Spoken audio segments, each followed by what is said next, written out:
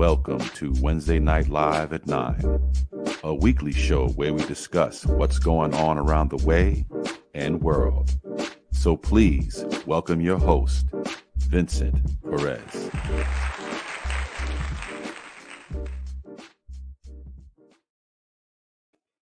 Yo, what's going on, people? People out there in YouTube, Facebook, and Twitch land. It's your boy, Vin, a.k.a. Vin's Daily Rant, with a new episode of Wednesday Night Live. Hope everybody's peace out there. You know what I'm saying? Everything is cool in the gang. You know what I'm saying? Tonight, I have a special guest, my brother from another mother. This cat needs no introduction. Got a little tongue-tied there. Needs no introduction. Slink Johnson, a.k.a. Black Jesus, a.k.a. Mr. Chop Cheese himself, a.k.a. the Dungeon Dragon of the West Coast, a.k.a. Smoke Yours. I got my man Slink Johnson in the building. Say hi, Slink. Hey, what it do? What's going on out there, people in computer land and phone land? What's happening? What it do? Smoke Yours. What's up? What's up, Vince? I'm good, brother. How are you, man? How's everything out there on the West Coast? Oh, it's great, man. It's great, man. It's a great evening, man. I'm about to go hang out with Snoop Dogg and smoke all this weed. Oh, that's what's up. That's what's up. You I thought you were performing tonight as well. Yeah, man. Some came up with that, man. So I was out of my control. So, but the good news is Snoop's 50th is tonight, and I'm going to enjoy. Oh, for real? Oh, that's what's up, man. Happy birthday to the dog, Snoop Dogg. 50 years old. Damn. That means that we're right around the corner from that, brother. Yeah, man. Absolutely, man. Right there, brother. Right there. So it sounds like especially me. Motherfucker, you ain't younger than me. Just because you just from in your beard does not mean that you are younger than me, sir. Hey, man, you know, I'm just spring chicken out here in this guy. Spring chicken in the hood. I hear you, man. So it sounds like perhaps someone didn't have their money right for you tonight, and that could have been the problem, perhaps, maybe. No, it was scheduling. Actually, it was scheduling. The two promoters didn't fail to communicate, and it was scheduling. They scheduled me. You know, she initially asked me was I available for next week, but I wasn't. I told her, you know, I got Pimps and Kinfolk next week. So I was asking her, hey, well, can I do it this week? She was like, yeah, fucking yeah, you know. And then the other promoter called and said, yo, that's not right. I'm all right. So, you know, that's neither here nor there. That's how things happen. Yeah. Hey, you'll be burning with Snoop shortly. So that's what's up. Absolutely. Hey, so speaking of Pimps and Kinfolks, man, tell us about that. I actually have a clip I'm gonna play of what I ripped this off of his Instagram page because I'm a thief like that. Hey, man, check it out. Let's check it out real quick. Are y'all ready for Pimps and Kinfolks? Well, put y'all hands together for y'all host, Slink Johnson.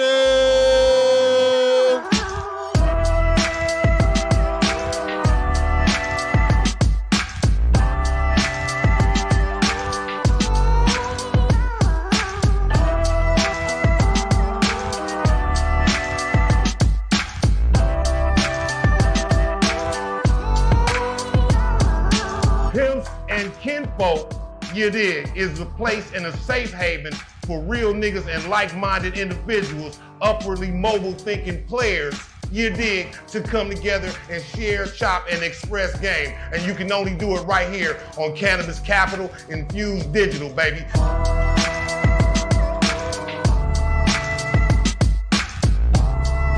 Hey, we'll put a P on that then.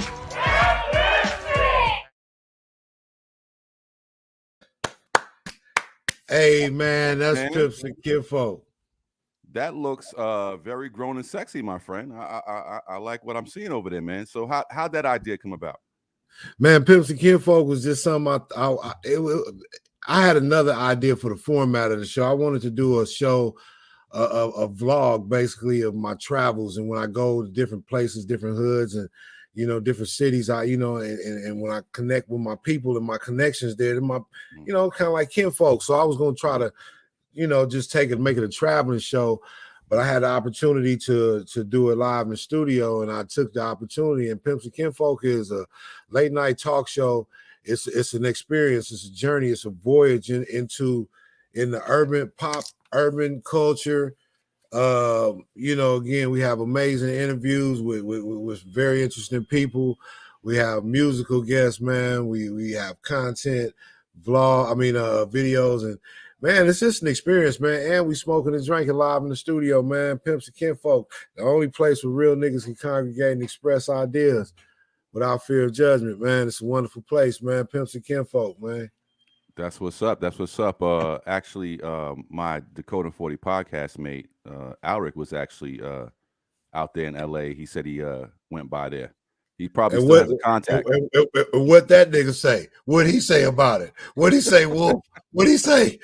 What'd he say? No, he said all in all honesty, he said it's a dope show. He said, I hope they get picked up. He said the production quality is great.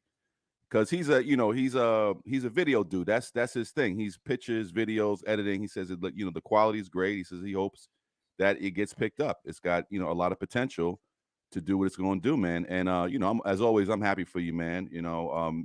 Listen, is that you and Mr. Alric? Oh, that's a dope flick, man. That's what's up. Look at that big old grin on his face. Hey man, focus. That's what's up, man. There we go. That's a dope pick, man. That's a dope pick. But yeah, he said he enjoyed the show, man. He enjoyed the show, and you're doing big things out there as always, man. I'm happy for you, brother, because that Hollywood game has got to be crazy out there. And we often have our conversations, off the cuff conversations about it. It's a lot more work than what people think it is, I think. Man, it's a lot more work. It's a lot more. It's a lot more emotions involved, man. And you gotta have a lot of thick skin and patience, man. Hollywood is a very tricky game, very selective game, and you just stay the course, man. You gotta have patience and hope you don't fucking kill anybody out there. Absolutely, because you fuck around and do it. Mm-hmm. I have to imagine. So, Snoop, man, what is it like burning with that dude? Because I've seen videos, I think some Ha Davis videos and all them cats. Like, what is that experience like? Like, what happens? First of all, is there food available? Because they're smoking all that weed, you got to get hungry. I know he's got to have snacks. Oh, smoking Snoop's weed is one of the greatest experiences in my smoking career, man. It is by far one of the best, man. I'm talking about it's like there, like at the top, man, because Snoop makes the smoking experience so elegant. Again, I've smoked with Snoop on several instances and several different settings. However, smoking in his studio is always the best because Snoop, it's his studio, so you're gonna have it how you like it, man. And Snoop, it's like, first of all, it's constant weed. It's like the blunts are coming from everywhere. Snoop, he smokes one, light one up, start smoking it, put it in the air, and it's gone. You ready to pass it back to him? He passing you another one. So that shit's just crazy like that, man. And the motherfucker keep fresh. 360 degrees of pure burn perfection. And that is one of my bucket list things to do. I must say, I would love to burn with the old dog, man. He definitely, hey, mama. He definitely one of the best burners in the game, man. And again, he keeps all the nice snacks and amenities and fresh blueberries and papayas and shit and nutter butters, all types of just everything you want, man. You know what I'm saying? All types of snacks for vegetarians, pescatarians, and those alike. I hear you, man. Listen. The motherfucker got a goddamn the nigga got a goddamn massage chair, dog. And he do that on purpose, man. I think he take a picture of everybody who succumbs to the good chilling. Oh my God. Yeah, man. You smoking good, man. You eating fresh blueberries and shit. You know what I'm talking about? Slices of papaya. Slices of papaya. You gonna go to sleep, nigga. And I do it all the time. So yeah, it's definitely an experience, man. Definitely smoking with the dog's weed. So what happens when you fall asleep? Is there some type of clownery going on? Are the pictures taken? Are you exposed to the IG? What's going on? You're gonna get exposed to the IG, I visited Snoop and hung out with him during the Super Bowl one year, and I went to sleep and nigga got to singing lullabies to me and shit. But that's neither here nor there. I want to say a peace out to my man AD on the check-in on the YouTube. I got a Toya on the AD, check-in. what up? What up, AD and Toya? What up, y'all? What up? Smoke yours, mate. What's going on? That's what's up, man. Well, you know what? Snoop is definitely a bucket list, man. I definitely have to get out to California because there's so many things that I would just want to see out there. Because you've come to New York several times, and to me it's funny because like the last time you were here, we was on the subway, and I was trying to show you like how to get in the subway and things of that nature. You definitely get into the whole touristy type of situation. He had on a tourist hat. He had on the camera. He was fucking with everybody on the subway. And I'm trying to tell him, like, you can't fuck with everybody because we might end up on the news. But, for those that don't know, Slink is a tall motherfucker. Like, I'm 6'2". Slink's like 6'12", right? This motherfucker is tall as hell. So they don't know if he's an ex-ball. They don't know if you're a ball player. They don't know what your situation is, man. But it's always a fun time with you, man. You are one of the craziest cats I know, next to myself. Likewise, man. I have a lot of fun, man. You know what I'm saying? We have some wonderful adventures on the Eastern Seaboard. Yes, sir. Yes, sir. Shout out to Joel. What's up, Jay? You know what I'm saying? That's my homegirl, one of my classmates from the class of 91. Joel, 91 in the house. What's up, Joel? No doubt, no doubt. Slink, you graduated 91? Yeah, I mean, I was supposed to, but I had went away to boys' school at 90. It kind of derailed my your high school situation. Mm-hmm. Oh man, but still 91 though. 91. Shout out Pam out in LI, another one of my classmates. We heavy in the building. Malvern is in the building tonight. You know what I'm saying? Shout out to all of Malvern. What up, Pam?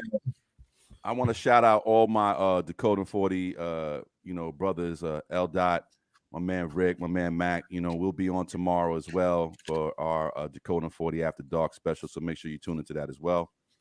But what else you got on the horizon there, Slink? Oh man, a couple movies. I got a movie called The Kings of LA coming out soon. I got Dirty Cops LA playing right now. So y'all go to www.dirtycopslathemovie.com. dirtycopslathemovie.com. Check out my movie. And when you buy it, use code SLINK3. That way I can get paid. Use code SLINK3. You know what I'm saying? And what's your Dirty Cops LA? $, Slink Johnson. You want to talk to me, man? That's the fastest way you can reach out to your boy, $, Slink Johnson. Just hit my shit up. You know what I'm saying? My shit be ringing. Like, I'm like, oh, shit. Oh, it was Pam Levine. Thank you, Pam.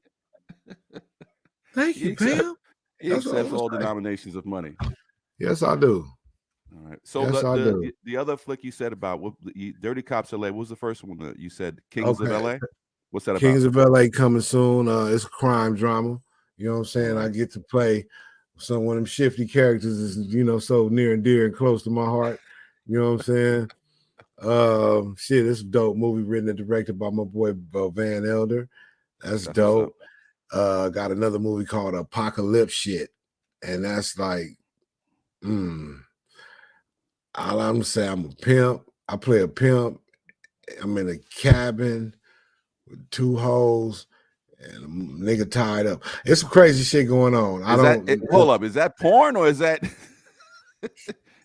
will the people be able to see that? Or is that a Pornhub selection, my friend? Like, tell me I didn't film any porn, but it was a pimp, 2 hoes, and John tied up. There's some crazy shit going on in the cabin.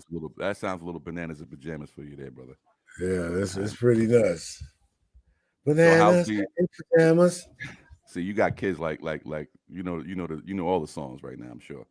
Man, fuck them kids, man. They driving you crazy out there? You ready to walk the earth like King Kong? I hear you, man. They whooping my ass. They beating my ass right now. Vincent, them little motherfuckers, man. They niggas eat every day, my nigga. All the food. They eat every day. all the snacks. There is no hiding any snack in the house. They will smell it out for real, for real. Oh man. You know, we as adults, we can go a day or two without eating. You know what I'm saying? All it takes is a little stress. You know what I'm saying? Yes. We can go. The kids, them motherfuckers eat every day. Like niggas don't be stressing about nothing. Niggas, you always happy. Listen, you know better than I do that you got to hide those snacks, man. Like all right. So when I go shopping, right? You know, me and my wife go shopping. We always think about our child. We're going to take care of the kid, right? The kids got to eat, they get what they want and everything like this. But then we try to get our own snacks. And it's messed up is that you try to buy a snack that they don't like, but as soon as it comes in the house, for whatever reason, it could be a snack they've never had before, but as soon as they taste it, the whole box is done. Like all of a sudden you like Fig Newtons, nigga. When you start liking Fig, nigga? The fuck, man. Get the fuck out of here, nigga. When did you start eating Lorna Doones and chocolate chip cookies like that? You know you don't like that stuff. I buy that stuff just so you don't eat it. Grown people, them grown people snacks that, because them wasn't even good to kids. You got to get grown to appreciate a Lorna Doone. You got to get grown to appreciate a Fig Newton. The fuck you eating my Fig Newton for, nigga? And they gave that gear low. These are delicious. Anymore? No. Listen, I know my battle. The battle I have with my little one is saltine crackers. I love a good saltine cracker. I can eat a sleeve of them shits in one sitting, man. I don't know what it is.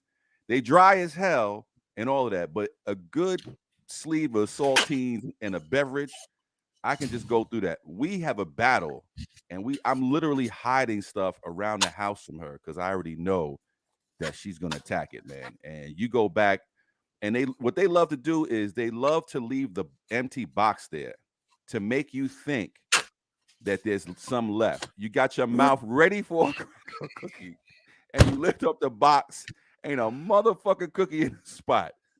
What the fuck is that? That shit is more enraging than just coming in. At least the whole container be gone. You know what I'm saying? Yeah, you come in and you just got a fucking box, a shell, or like the corner of juice in the jug. Like why? Nothing but a swallow left of the juice. Me and my wife noticed that shit the other day because she actually threw away a good portion of the juice that was left, and I was like, why would she throw this away and not even drink it? It's like, so you filled up the glass. There was probably maybe 3 or 4 sips left in the bottle. And you just discarded that. Now I could have drank that, or you could have drank that, but I don't know. Kids, they again when they're not buying it, they don't affect them. No. It does not affect them at all, man. No. I'm sure my audience members can appreciate that and know what's up about these kids, because I know a lot of these folks have kids. I know Jay got kids, Pam got kids. 80, he lucky. He don't got no kids. He get to eat all the crackers and soda he want to eat and not worry about a motherfucker eating anything. Fuck them kids. See, what we should have did was teach them little motherfuckers how to shoot dice so they can fend for themselves. Teach them how to hunt. Teach them how to hunt. At least sell some crackers, something. We were too good to teach our kids crack skills. See, that's fucked up. We should have taught them. We should have whipped that baking soda out. You just never know when you're going to need the skill. You never know. It's very important. Now, I was reading a couple articles today talking about school and everything else, and I'll get into that a little later, but I think it's very important now, all jokes aside, to teach our children a skill and to be able to recognize what your child's skill is and teach them how to monetize it, because that's stuff that we didn't learn growing up. And because of the internet, it's so easy today to literally create a website to sell whatever your kid does. Like, if you're lucky enough to have a kid who's an artist, like my daughter's a brilliant artist, like she can draw her ass off. And I'm already telling her, like, yo, you can basically pay for your school, whatever you can, take that money you make, invest it. Like, we have to teach our kids these skills that we didn't get taught when we were younger. It's a whole different animal out there, man. It's a whole different animal out there. It's a beast.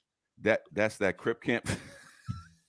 Yeah, that's that crib camp. We got to get them kids in crib camp to keep teaching some organization and some motherfucking discipline and shit.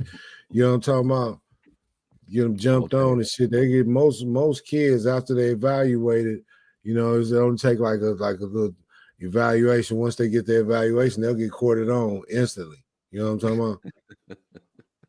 And what does the evaluation entail? Please tell me. Well, you know, it's just a psychological evaluation. You know, we're gonna ride a little nigga around and show him some traumatic shit. You know what I'm saying? And see how he feel. Let him see his first dead body like Boys in the Hood.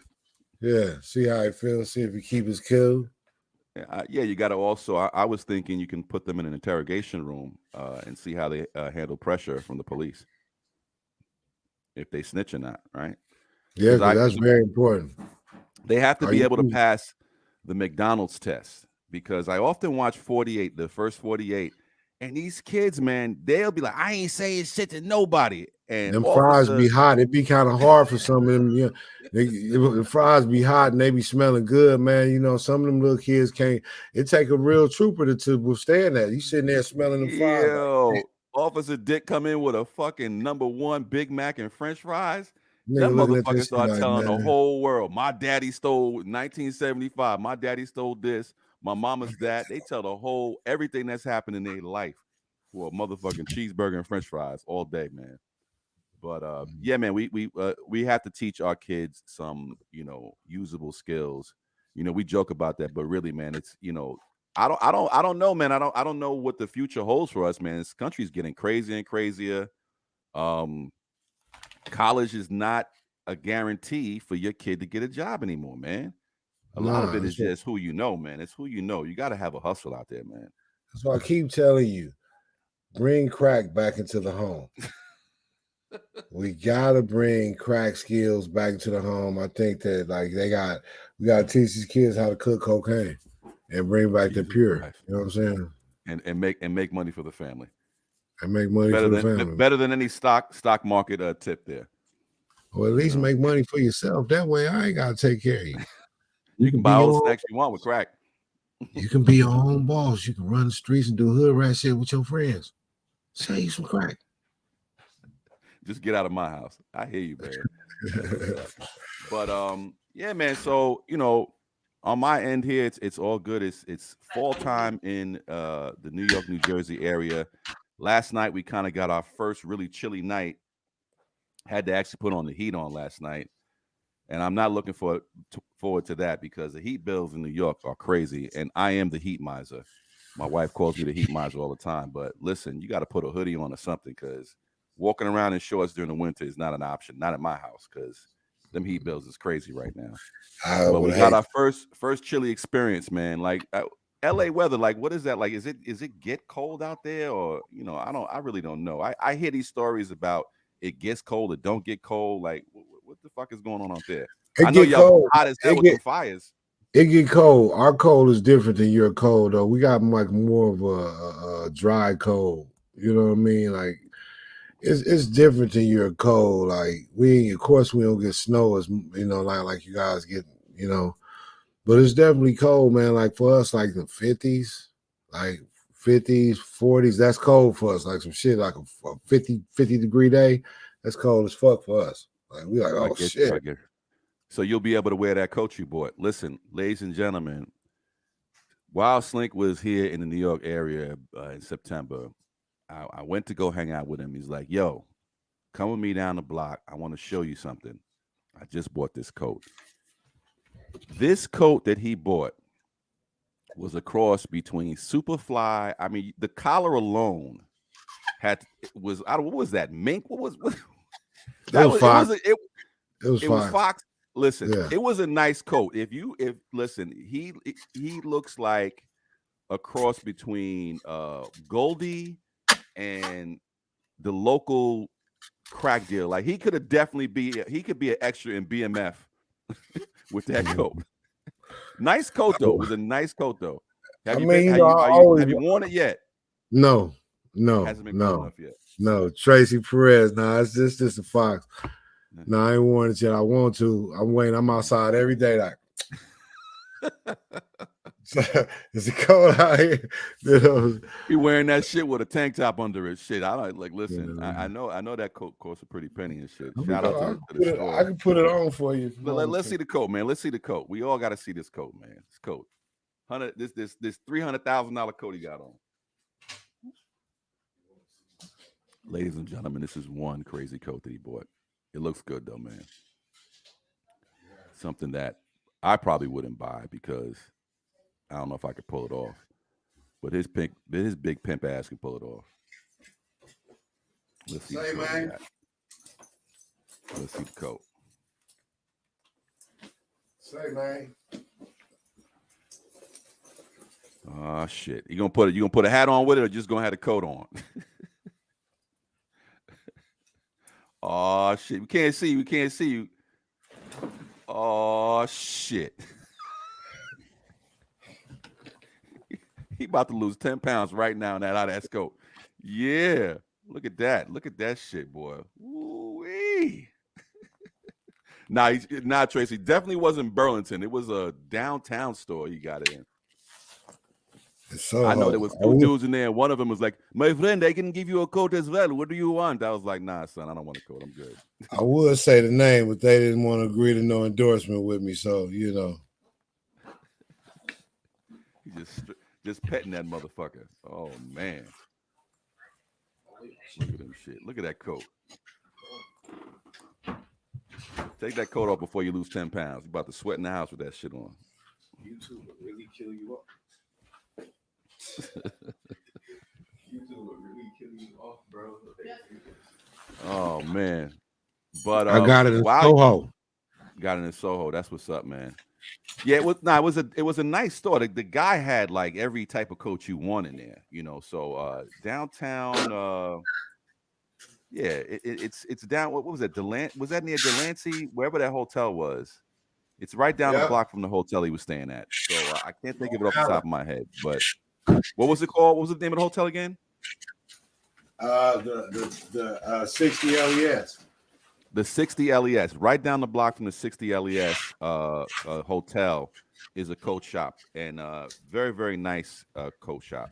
They had, like I said, they had every coat in there, you know, furs and all that stuff in there. So, you know, again, it survived the Delancey Street, I guess, deletion of most of the stores down there. So it's one of those stores that's probably been down there since the beginning, but they do pretty nice in there. But while Slink was here, we came up with a great idea to do a show. Yes. And it all started. We were hanging out one night. We were all hanging out one night, and we were at a cigar bar uptown, Harlem Cigar Bar. We were smoking cigars and drinking some whiskey. And Slink was like, "Yo, I want a chopped cheese. I want a chopped cheese. I keep hearing about this chopped cheese, and I want a chopped cheese." He winds up going down the block because you can get a chopped cheese in New York pretty much everywhere. Some good, some not so good. So he gets the chopped cheese, instantly falls in love with the chopped cheese, right? Nigga, the chopped cheese is outstanding, nigga. You New Yorkers out there, you undervalue the chopped cheese, man. Y'all need to go get it. They need a national chopped cheese day. Chopped cheese is wonderful, man. Go get you a motherfucking chopped cheese today. It is delicious. It is delicious, right? So he gets the chopped cheese. About 3-4 days later, we go to hang out. I'm like, "Yo, let's go grab something to eat." He was like, "I want a chopped cheese." So I want to chop right now. I want to chop. I want to chop. Because out in LA, they don't have anything like a chopped cheese. I'm pretty sure they have some variation of it, but not like it's in New York, right? So we got the idea that we need. So we got the idea of let's do a tour of New York, so to speak, right? And we wound up going to the originator of the chopped cheese in another spot, and we got some video. Now we haven't got it edited yet, totally edited. I was able to put together kind of a snippet with my man L. He did the intro and everything like that. So I'm gonna play it for y'all now. We're in a cab, we're talking shit. It's got the ability, I think, to be one of those good shows. It's hood food, right? It could be like the hood Anthony Bourdain type of show, right? I'm gonna play it. So Vice, Revolt, all of them out there need to catch this because it's gonna be a monster, baby. So let me go ahead and play this shit right now. Any words before we play it this link? Run that thing.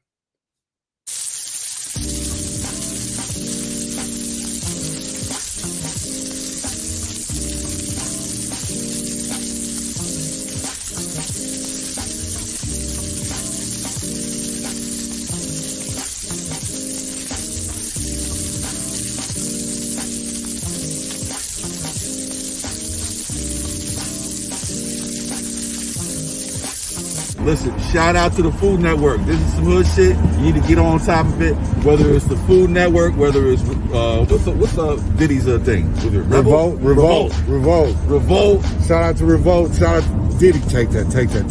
You know what I'm saying? Come on, nigga. Money. Come on now. Get This this show. This is hood shit. Chopped cheese, nigga. Chopped cheese. Next episode is Chinese food. If they don't, like I said, if they don't have hot sauce and ketchup on the fucking counter, it's not official. Man, I can't wait to do the Chinese food episode.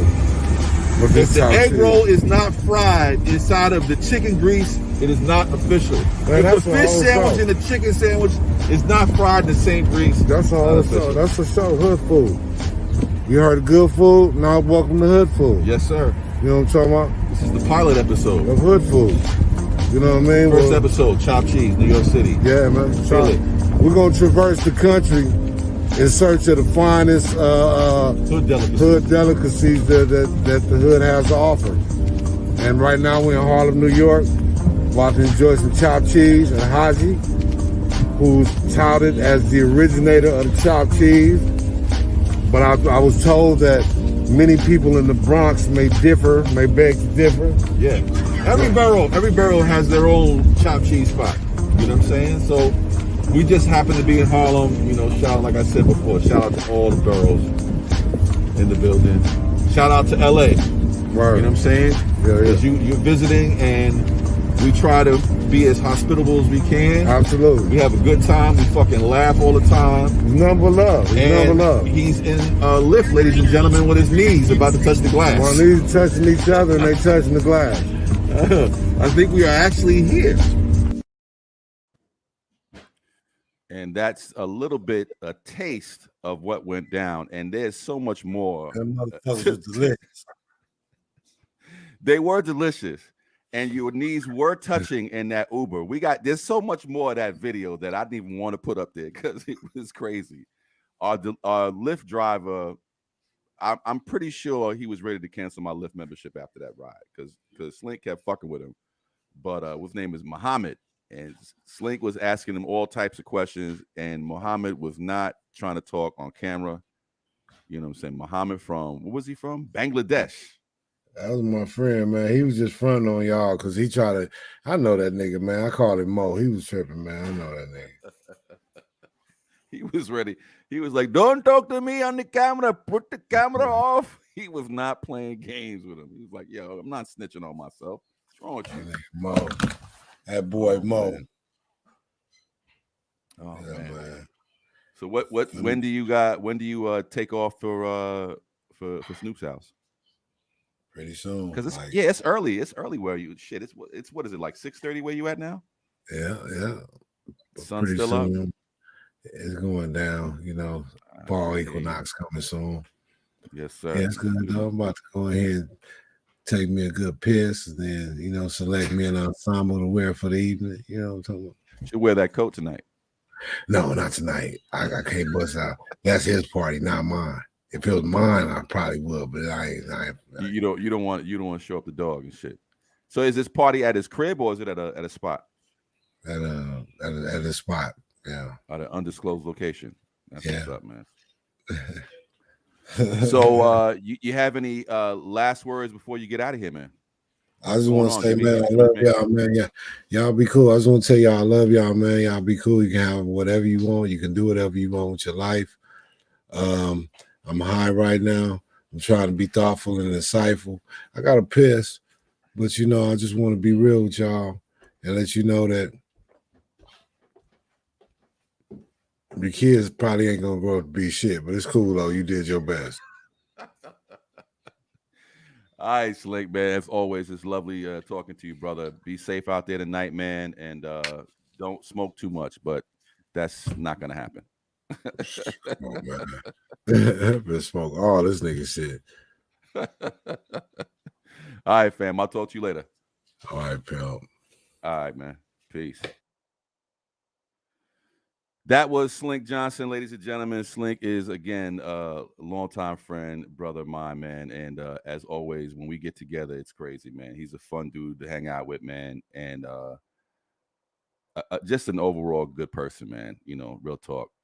But we got about 15 more minutes to go, man. And I wanted to talk about an article I read earlier today.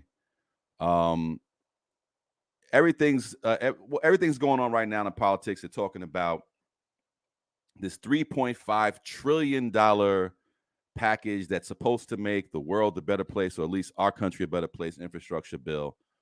But, of course, anytime an election comes around, right, we are always the ones, when I say we, I'm talking about Black folks, minority community, that are the ones who kind of, either the Republicans get in, the Democrats get in. We are the deciding votes, right? So one of the major things that Biden was talking about during his election campaign, and Kamala was out there, and I actually had a post in Facebook today, is where the hell's Kamala at? We haven't seen her in a while. We don't know what's going on with her. She seems to have disappeared from the face of the earth, right? But, recently, like I said, I don't know where she's at. It's like, where's Waldo, right? But recently, matter of fact, today I read an article. It's called "Promises Being Made Just Have to Be Promises Kept. Black colleges feel stung by Democrats." And basically what it is that this article from the New York Times talks about how Biden had originally offered $20 billion towards Black colleges, right?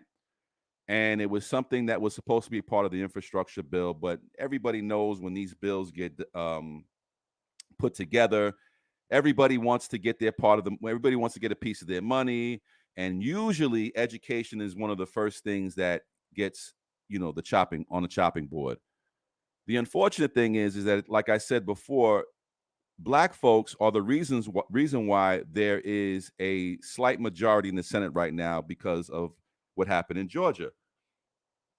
Stacey Abrams, and all those around her had this initiative in Georgia. Everybody came out to vote, and because of Atlanta, again, we have 2 senators that are Democrats now because of it. And then again, Black folks came out in droves to vote for Biden. All the major cities where African Americans and Latinos are, and other minorities that are Democrats are like in, right? So Philly, New York, Jersey City, Newark, all these areas, right? We came out and voted for them. And just like every other time when we vote for them, they promise the world, we're going to give you golden Cadillacs and all this other bullshit, right? And then when we vote them in, here comes the dick, right? So basically, Biden had promised $20 billion, right, for HBCUs. Now, I'm not an HBCU graduate, but I did attend an HBCU. I went to North Carolina Central. Shout out to NCCU. Shout out to Howard. Shout out to Hampton. Shout out to Shaw. Shout out to Morgan. Shout out to Morehouse. Shout out to Fisk University, right? Which is a university that my man L. went to. So shout out to all. And again, there's so many to name. There's over 100 universities out there. I can't name them all. Shout out to North Carolina A&T, which was North Carolina Central's sworn enemy, right? But shout out to all these HBCUs because they're responsible for a lot in our community, right? So they offered us, he was talking 20 billion, now they're talking 2 billion. Here comes the banana in the tailpipe, right? And it's upsetting because we come out here and we support these guys and we give them essentially what they want, but when it's time to pay the piper, it's always an excuse. And this is something that's been happening since forever, right? Since Kennedy was president, right? Because before then, they really didn't care about our vote. Kennedy was the one who exploited that, and so on and so forth. So all these presidents after them have exploited the Black vote to get them to vote for us, right? Ever since 1964, ever since voting rights were installed, right? So, and again, that was after Kennedy was assassinated. They installed it under Lyndon B. Johnson. Again, that was just to calm us down type of thing. And even today, our voting rights are being in question right now. They're creating all these laws. Republicans are creating these laws. So now the problem is that it's the Democrats. We already know the Republicans are going to say no to everything, right? They don't want to do anything, especially when it comes to HBCUs. The Republicans across the board are saying no, but inside the Democratic Party right now, you have certain senators in certain areas who do not want to give this money, right? The thing is that the roughly 100. I'm going to read a quote from the roughly 100 schools born out of slavery and segregation account for 3% of all colleges and universities, but produce roughly 25% of African American graduates in science, technology, engineering, and mathematics. The schools have also reportedly produced 80% of black judges, 70% of black doctors, 50% of black teachers, and more than 40% of the black members of Congress. Those numbers are staggering considering they only make up 3% of all colleges. So HBCUs are very important to the black community and the brown community, because I went there, and it's and people have these ideas or these ideologies behind, oh, HBCU is a secondary school, it's not that great. Trust me when I say those teachers and those professors and those administrators do not play when you go into HBCU. You are going to learn, and you are going to learn because they know how expensive it is, and they're not playing these games, and again, we support this government, and we vote these people in, and now it's all of a sudden, oh, well, we don't have the $20 billion. Now they've raised more money than they've been given in a while, but the promise was $20 billion. Now they're talking $2 billion. So my thing is, a lot of us who, especially these athletic programs that generate hundreds of millions of dollars for these other schools, these athletes, predominantly who are of color, who go to these other universities and generate all this money, need to start going to HBCUs, because the camera's going to follow the talent. And we need to start doing that, because an HBCU education is not like it's secondary. Like I just said, 70% of black doctors, 50% of teachers, right? 80% of the judges went to HBCU. So, these are things that we really need to focus on and start calling, your congressmen and your senators and whoever's not voting for it. Because, again, they only want to come in the hood when they want votes. Once they get the votes, it's like, whatever. You know what I'm saying? And another thing that's going to be dropped, or that's likely to be dropped, is the promise of the 2-year free community college. And that affects everybody. Because 2 years of free community college basically gives your child the chance to kind of figure things out, because school is expensive. I mean, come on, let's be for real. Even HBCUs have gone up in price. The average school probably, I can't even imagine what it is, but an average college education now has got to be over $100,000. And half of that is probably in loans, because who the hell has $100,000 send their kid to school? When the average, median income in America is what, $30,000, $40,000. Don't quote me, but it ain't a lot. It ain't enough to pay for $100,000 education. And you get out of school and you barely have enough. Then you barely can get a job that can pay even a small percentage of your student loans. You're in all these millions of dollars of student loan debts. And I know they're trying to pass this forgiveness thing, but if you have a loan that's a private loan, you're not getting forgiven for that. Not yet. How much, what's the percentage of private loans compared to the federal loans? Because once, like most of us, I know I'm one of them, had a deferment or forbearance, and a deferment to the point where your bill is so high, these other predatory lenders come along and say, hey, we'll consolidate your bills and we'll make your payment $100 a month so you don't have to worry about it. But you know how long it takes to pay those bills back? This money that was supposed to be given to the HBCUs, we're going to help provide scholarships, provide buildings, infrastructure for these universities. Most of these buildings in these universities, 50, 60 years old, some are even older than that. They just said, sorry, not sorry. The thing is that we go out and vote for these people and we put them in office, and we always get second and third fiddle. And it's disturbing to me. You know what I mean? That we don't do anything to help. We don't get up and say, fuck that. Where's ours? We got to put the pressure on them, and and it's a Democratic Party. I'm not talking about the Republicans. This is the infighting that's going on in the Democratic Party right now. They got $3.5 trillion infrastructure bill. You know how much money 3.5 trillion? That's 3,500 billion, and you ain't got 20 billion to give HBCUs after we basically gave you the Senate majority, even though that doesn't really mean anything. They gave you the president. Where's Kamala at? She was talking. She was the big dog. She was rah, rah, rah, and yeah. Where are they at right now when it comes to this? They're quiet. They're quiet. You know, it's alarming. It's disgusting because, again, you know, all of these people, you know, Speaker Pelosi wrote to her Democratic colleagues in the House that in order to pass both the infrastructure and domestic policy bills in the coming weeks, difficult decisions must be made very soon, and that overwhelmingly the guidance I am receiving from members is to do fewer things.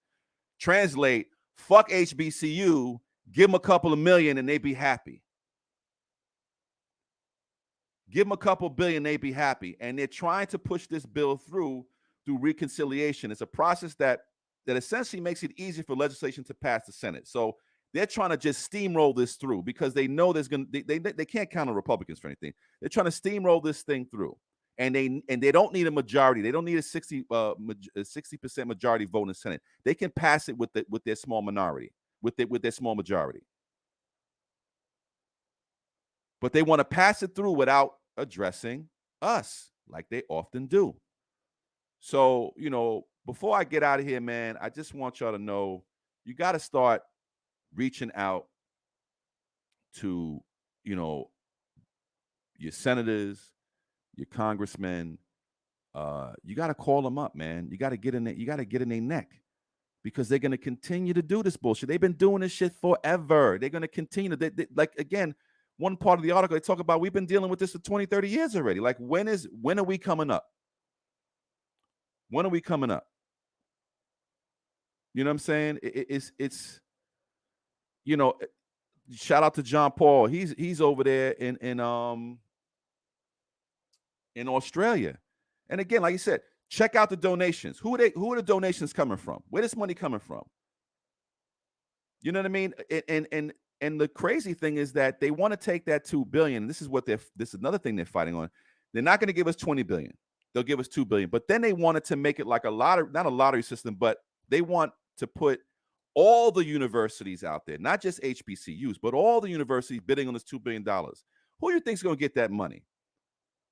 California State University or Shaw University?